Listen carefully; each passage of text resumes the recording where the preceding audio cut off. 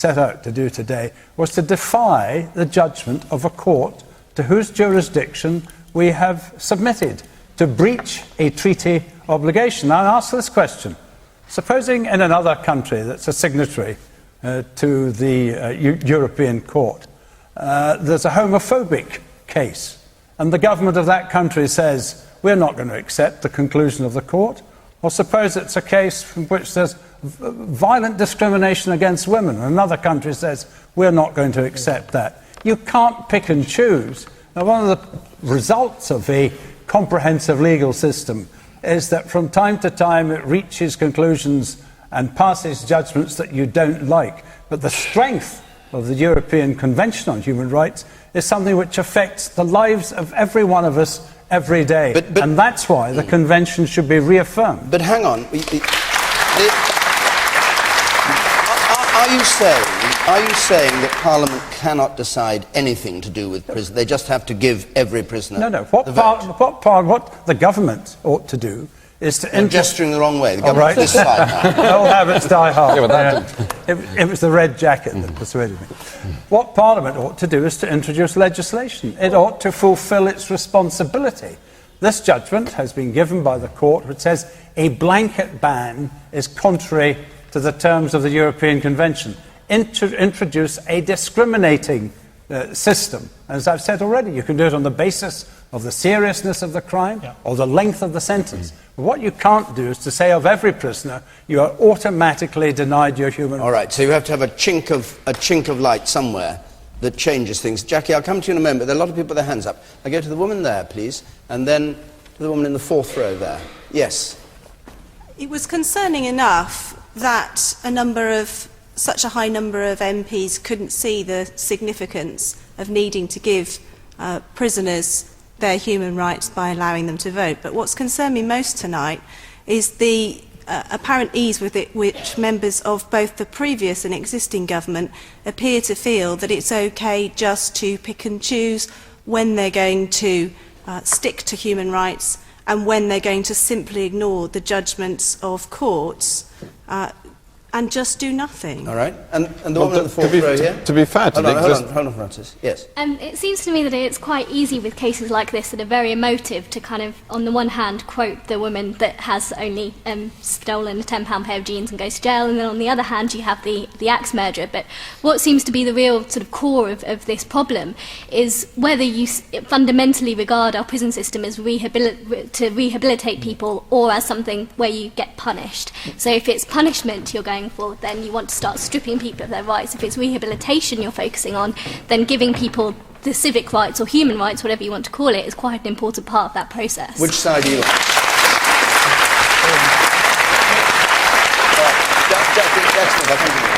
Well, first of all, I have to say to Ming and Francis, I don't remember in all my time in Parliament Tories or Lib Dems coming forward and saying, do you know what we need to prioritise this week? A vote to make sure that prisoners get the vote. So don't give me all that. You should have done something. You and your colleagues should have done something about it. Every time we raised the issue, you said we were soft on crime. No, you didn't. Well, every time occasionally Lib Dems raised it, but Tories never did. The second point, I think, is that one of the interesting elements of the debate today in Parliament was actually precisely, as Jack said, that in the vast majority of cases where clearly judgments are being made on the basis of the fundamentals of human rights as represented in the Convention, we have quite rightly taken those on board, including very difficult judgments about deportations, etc., when I was Home Secretary. The point about this judgment is that it is at least arguable that it goes well beyond the basis of the fundamental human rights in the original Convention. And it is therefore right, I think, for Parliament to have had its say. And actually, I hope the government does now go back to the court and say, Parliament believes, one, that this is wrong, and two, that you are actually going beyond the basis of the Convention, which we continue to fully support. OK, let's go on to another question. We've got a number of questions tonight to get through, as ever, and only an hour to do it in. Carl Belizaire, please. Do you agree with David Cameron that multiculturalism in the UK has failed? This is the speech that David Cameron made this week, where he talked about the doctrine of state multiculturalism, that had encouraged different cultures to live separate lives. We've failed to provide a vision of society to which they feel they want to belong. We've even tolerated segregated communities behaving in ways that run completely counter to our values. Douglas Murray. Yes, I think he was right. And I think we should start this by just reminding ourselves what multiculturalism is not. Multiculturalism is not multiracialism. It isn't pluralism. For years, the multicultural policy has been able to glide along, in part because of that misunderstanding. Because of the misunderstanding that when you talk about multiculturalism as a policy, what you're talking about is solely immigration, or multiracialism, or so on.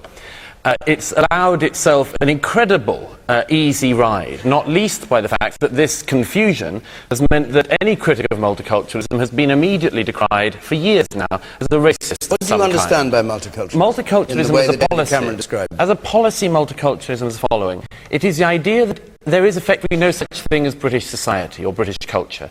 There are simply different communities which you're born into.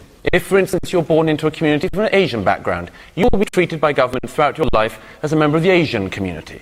If you're born into some other racial or religious grouping, you'll be regarded in that way. And that anything in that group could be different from what the norm in society goes on. Let me give one quick example I gave in an article yesterday in the Wall Street Journal. It's been quite commonly known in recent years, for instance, that girls of Pakistani origin have, at the age of 16, been taken out of British schools and married to older men. Now, if a white girl of 16 over recent decades had been married against her will to some randy old pervert who wanted to have his way with her, the state would have stepped in. It would have rightly said that that was an outrage. But, lo and behold, 16-year-old girls of Asian origin disappearing from their schools, nobody wanted to mention it because it could be thought to be racist. The idea was that there are different values for different people in society, and there is nothing more divisive than that, and I'm glad that David Cameron has called time on it. Mehdi Hasan, different values for different people in society. Well, and it's time to in answer to the question, I think he's wrong. I don't agree with Douglas's definition at all. I believe I'm a product of multiculturalism, not just multiracialism. My father came to this country in 1966. He used to write lots of letters to newspapers with his views on the stories of the day, and he used to get dog litter through his letterbox in response. That 45 years later, in my view, 45 years later, his son can sit here on Question Time with David Dimbleby and a Conservative minister and say that I'm a proud Briton and a proud Asian and a proud Muslim, I think is a testimony to the success of multiculturalism in this country, which is often not far too easy. And on Douglas's point about anyone who goes against multiculturalism is regarded as a racist, A, that's not true, but B, let's look at the reaction to David Cameron's speech. Nick Griffin said it was a provocative speech. When Nick Griffin says your speech is provocative, you know you're in trouble. The daughter of the leader of the French National Front, Jean-Marie Le Pen, said she wanted to congratulate David Cameron on his speech, and the leader of the EDL in Luton said he's saying what we're saying, he knows what his base is saying. So when I hear reactions like that, I do worry about such speeches. Well, what do you think he was getting at? What was he trying to say? Do you think he was speaking in a way that he intended to appeal? I think he did. And it's sad because, look, I'm quite critical of David Cameron, but in 2007 he wrote an article in The Observer in which he said we can't bully people into Britishness, we have to inspire them, integration is a two-way street, it's not just about immigrant communities, it's about all of us.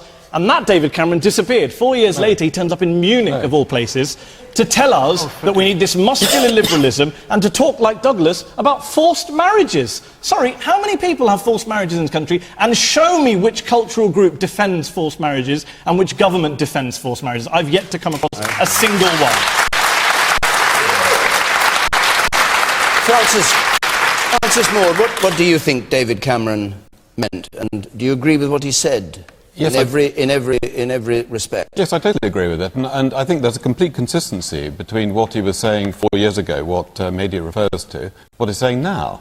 Because actually, when you talk about us wanting to be a cohesive society, where we're definitely multiracial, where we're very tolerant, I think we've made an extraordinary success over not just the period since the Second World War, but over the centuries of being multiracial. We are a country that's founded on immigration. I mean, sometimes people talk about the indigenous Anglo-Saxon population. Where on earth do they think the Angles and the Saxons came from? We are totally based on immigration over the time, and we've been successful. So what does he mean when he says we need a lot less of the passive tolerance of recent years and more active muscular liberalism. What does that mean? It means saying that we should